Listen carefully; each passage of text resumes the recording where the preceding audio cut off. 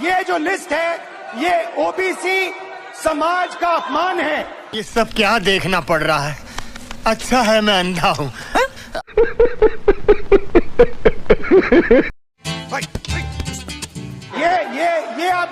ये आप बदलिए। ये जो लिस्ट है ये ओबीसी समाज का अपमान है। 90 लोग हिंदुस्तान के सेक्रेटरी हैं, उनमें से 3 लोग ओबीसी समाज के हैं। 5% बजट को कंट्रोल करते हैं। अरे बाप रे, ये तो धोती खोल रहा है। जल्दी से जल्दी आप कास्ट सेंसस कीजिए। जल्दी से जल्दी जो हमने कास्ट सेंसस किया था उसका डेटा आप रिलीज कीजिए, और अगर आप नहीं करेंगे तो हम कर डालेंगे। और दोस्तों, शिवराज मामा जी जनता के प्रति बहुत ही ध्यान रखते हैं और बिजली पानी की व्यवस्था में लगे रहते हैं। A few moments later. क्योंकि दोस्तों आया है चुनाव, तो जनता को मामा जी पोपेट तो बनाएंगे ही और साथ साथ उल्लू भी बनाएंगे। बिल्कुल रिस्क नहीं लेने का। इसीलिए तो कहना है दोस्तों, जन जन की सुनो पुकार, राजनीति है काला बाजार। अरे बाप रे, ये तो धोती खोल रहा है। ये 2000 का नोट मोदी जी का बोलता है। और दोस्तों, मामा जी ने तो कमाल कर दिया और महंगाई ने जनता का बुरा हाल कर दिया। बिजली के आप अंदाज लगा लीजिए, एक जमाना था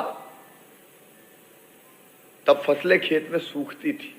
इस बार सूखे का संकट था। बीच में मैं भी चिंतित था।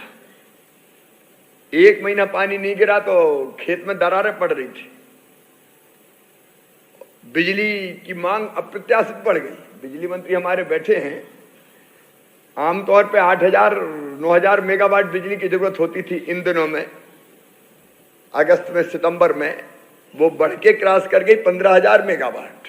भाई साहब कुछ ज्यादा नहीं हो गया? मतलब कुछ भी, क्योंकि हर जगह खेत सूख रहे थे तो सबने कहा कि अब निकालो पानी।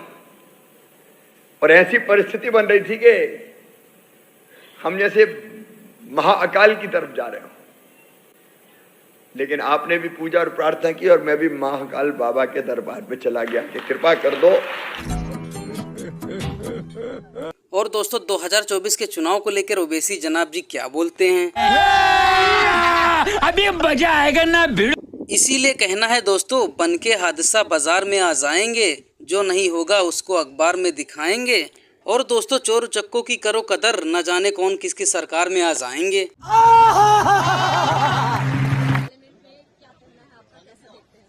नहीं, माजी में भी जब इस तरह का एक बिल इंट्रोड्यूस हुआ था, चाहे वो 96 में हो या फिर जब यूपीए की सरकार थी, हमारी पार्टी ने उसका अपोज इसलिए किया था कि हमने इस बात का डिमांड किया था कि उसमें ओबीसी महिलाओं के लिए और मुस्लिम महिलाओं के लिए भी रिजर्वेशन होना चाहिए। जब आप एक कानून बना रहे हैं ताकि उसमें रिप्रेजेंटेशन हो उन लोगों का जिनका रिप्रेजेंटेशन नहीं है, तो आप देख लीजिए कि अब तक 17 लोकसभा के चुनाव भारत में हुए हैं, उसमें से 8,992 एमपीज मुंतखब हुए हैं, जिसमें से मुसलमान सिर्फ 520 हैं, जो 50% का एक डेफिसिट है। उस 520 में मेरे ख्याल से मुट्ठी भर मुस्लिम खवातीन हैं। तो आप रिप्रेजेंटेशन कहाँ दे रहे हैं? किसको दे रहे हैं रिप्रेजेंटेशन? जिनका रिप्रेजेंटेशन नहीं, उनको रिप्रेजेंटेशन मिलना चाहिए ना। खत्म, bye bye, tata, good bye, गया। और दोस्तों, साहब जी ने तो कहानी ही बदल डाली। अब सर पे आया है चुनाव तो अपने कार्य जनता के बीच गिनवाएंगे और हमारे देश के युवा पढ़ लिख कर पकोड़े का ठेला लगाएंगे। सद्भाव और सम्मान के भाव के साथ उनको नौकरी, शिक्षा, स्वास्थ्य, बाकी जो सुविधाएं हैं एक गरिमा के साथ प्राप्त कर सके, इसकी दिशा में हम आगे बढ़े। हम सभी ने मिलकर हमारे दिव्यांग जनों के लिए भी उनकी जरूरतों को देखते हुए, उनके एस्पिरेशंस को देखते हुए ऐसे कानूनों का निर्माण किया जो उनके लिए उज्जवल भविष्य की गारंटी बन रहे हैं। आर्टिकल 370 हटाने से लेकर वो विषय ऐसा रहा जो शायद ही कोई दशक ऐसा होगा की चर्चा न हुई हो, चिंता न हुई हो और मांग न हुई हो। आक्रोश भी व्यक्त हुआ, सभागृह में भी हुआ, सभागृह के बाहर भी हुआ। लेकिन हम सबका सौभाग्य है कि हमें सदन में आर्टिकल 370 से मुक्ति पाने का, अलगाववाद, आतंकवाद के खिलाफ लड़ाई लड़ने का एक बड़ा महत्वपूर्ण कदम। इसीलिए कहना है दोस्तों कि तुम न बदलो जमाना लेकिन बदल रहा है, कि तुम न बदलो लेकिन जमाना बदल रहा है। और गुलाब पत्थर पे खिल रहा है और चिराग आंधियों में जल रहा है, कि यही जुनून है, ख्वाब है मेरा, वहाँ जला दूं चिराग जहाँ है अंधेरा ही अंधेरा।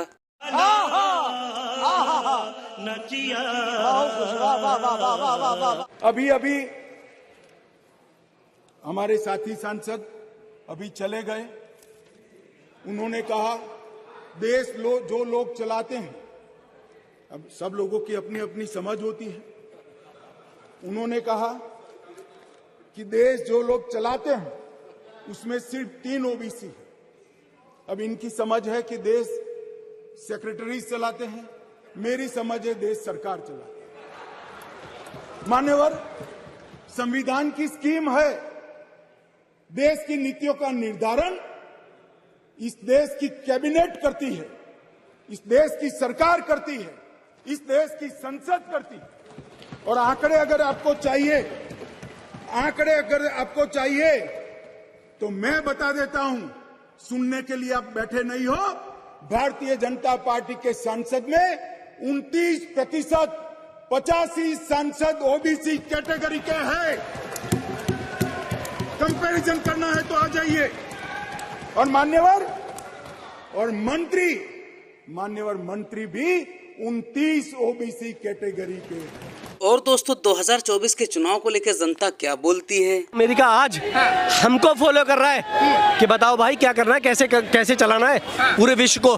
वो अमेरिका आज हमको फॉलो कर रहा है। क्यों फॉलो कर रहा है? फॉलो कर रहा है किस लिए? क्योंकि नीयत साफ है हमारे देश की। नीयत साफ है हमारे प्रधानमंत्री की, उसका विजन है, उसको पता है विश्व को कैसे चलाना है, इसलिए फॉलो कर रहा है। यूं ही नहीं कोई किसी को फॉलो करता है। मैं अपने पड़ोसी को भी यूं ही नहीं सुनूंगा। मुझे पता होना चाहिए कि मेरे पड़ोसी में दम है।